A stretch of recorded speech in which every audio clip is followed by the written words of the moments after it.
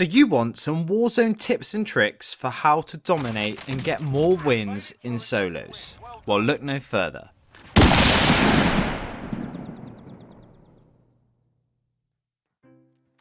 What's up guys, it's Average Joel, making average content for the average viewer, and today I wanted to give you my best Warzone tips and tricks for how to get better at solos and how to get more wins in solos. Now it's important to remember that solos in Warzone are a completely different beast to trios or quads, and this is because there is a hell of a lot less room for error. In trios, you have a lot more wiggle room if you want to run into a fight head first with the enthusiasm of an autistic puppy, but it will go one of two ways. That being, you will either pull off a sick squad wipe and everyone cheers your name, or you get absolutely blasted to the ground and end up having to beg your squad to buy you back. The point is, no matter how you play it, you will always have more opportunity to get back into the fight, whereas in solos, you have your one gulag and then after that you're sat back in the lobby trying to figure out where it all went wrong and you can't even blame your teammates. So with that in mind, let's get on with these Warzone tips and tricks for how to win more solos. Starting off, we want to pick the right landing spot.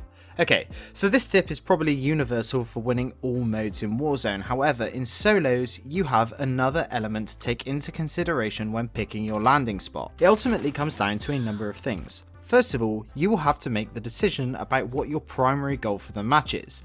Do you want to get high kill games and then maybe win, or do you want to play more passively and increase your chances of winning?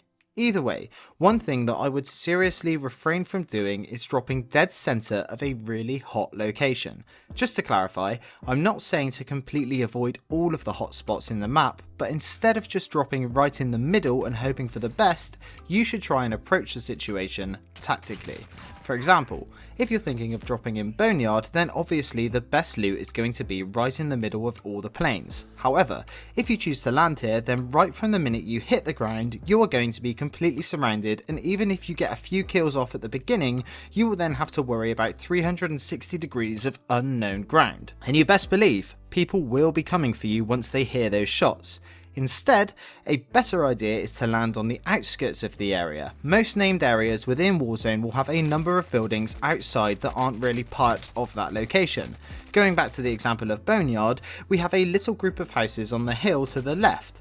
Landing here means that you get the opportunity to loot up and collect your thoughts and maybe even pick up a bounty before pushing into the main area and cleaning up. This works so well because at this point you now know that every single other player in the game is in front of you, and you no longer have to be cautious about your back as you have already cleared that area behind you. Which brings me on to my next Warzone tip.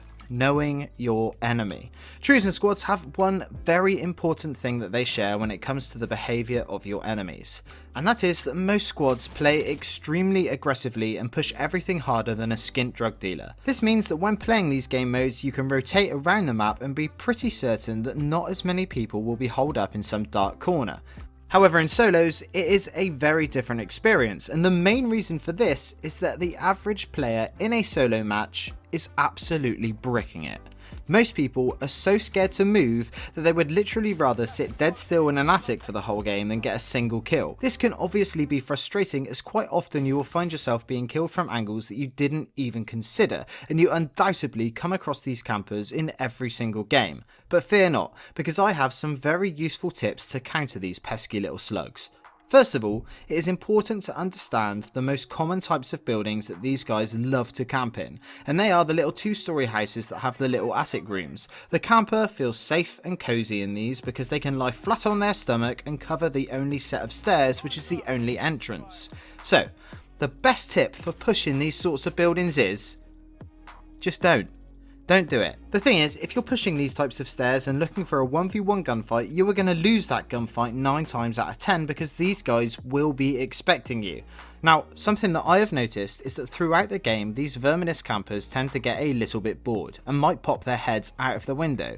When you see them doing this, make sure that you take a shot as quick as possible. The thing is, one or two things will happen. Either you will get the kill and you can move past the building safely, or you will start a gunfight. What you have to remember is that most people that employ this campy gameplay style are going to be average at best and piss poor at worst.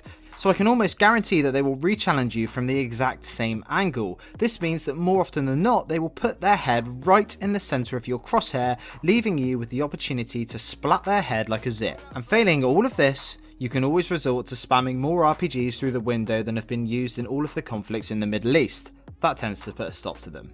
So next, I want to talk about choosing your right loadout. We've spoken about loadouts before in the context of regular trios and quads, and I've said that it's always a good idea to have people on your squad each playing their own separate role.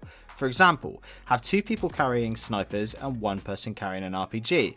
Only 1 person needs a heartbeat so that the other 2 can have a smoke to cover you or a stun to clear a building. And having 1 person as a designated buyer so that they can run pointman and get a discount at the buy stations. However, in solos, it's down to you to play all of these roles and you have to prioritise these things for your own loadout. First of all, I want to get the things out of the way that I would say are absolutely essential for every single person in solos. First of all, there is no reason why you should not be running a C4. Vehicles can be extremely powerful in the final circle, and if you're caught in a field with nothing to counter them, then you're going to be more screwed than someone at a Weinstein audition. So always have a C4 on you, because it will not only get you some easy vehicle kills, but it will also help you get those pesky little campers out of their corners. Now another thing that I would personally say is essential is a heartbeat sensor. I can't count how many times I've saved myself because I've noticed someone pop up on this little thing, and in solos you need as much information about the enemy's whereabouts as possible.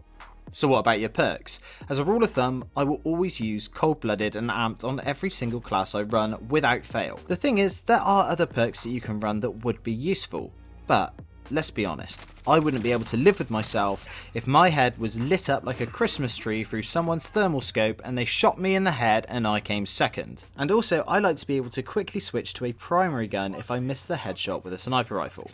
As for the perk 2 slot, I'd say that you have 2 choices. The age-old dilemma, Ghost or Overkill.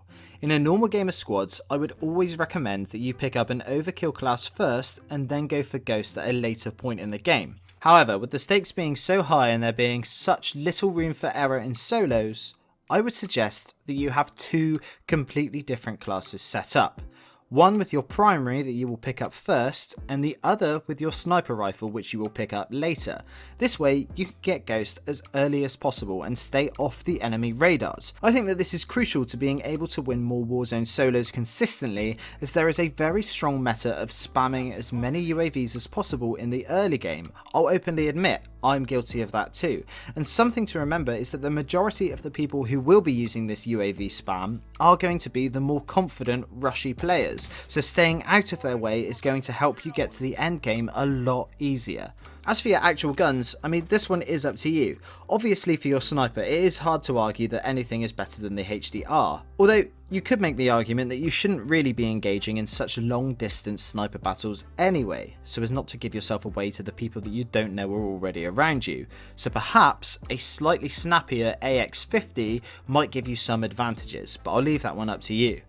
As for your primary weapon, I'm sorry to say, solos probably isn't the game mode to be experimenting, so I would always suggest that you stick to the meta weapons, that being the M4 or the Growl. Or if you're a much more rushy type of player, then an argument could be made for the MP7 or the MP5, but because you don't have a whole squad to back you up at range, your best bet will always be to stick with an assault rifle that can hold its own at both long range and short range gunfights.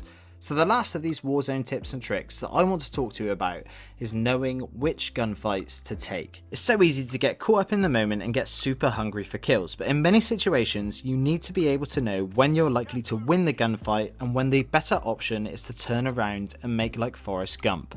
The thing is, when you're playing solos, you have to treat your life like it's your only chance because, well, I mean, it is. I would recommend that the only time you engage in a gunfight is when you absolutely have no choice or if you're 100% certain that you can win it. For example, if you catch a glimpse of someone running into cover, by all means take that headshot with a sniper rifle and put them down. But do not pepper them with 4 shots and let them get into cover, because then they will have the opportunity to heal up, reset and challenge you from another angle that you aren't expecting and bring your game to an early end. So anyway, that's about it for today's Warzone tips and tricks on how to get more wins in solos. Obviously, there is so much more to talk about when it comes to the solo mode, but I'll save that for later videos so I do not drag this one on for too long. If you enjoy these sorts of Warzone tips and tricks videos, then it would be awesome if you'd consider subscribing. For those of you who have watched these videos for a while, you'll know that I love to see who sticks around until the end. So, if you're still here, I'd like you to let me know by answering this completely random and irrelevant question down in the comments. If a zombie apocalypse happened right this second and the item to your left was your weapon, how screwed would you be? Anyway, that's it from me today. I'm Average Joel. Peace.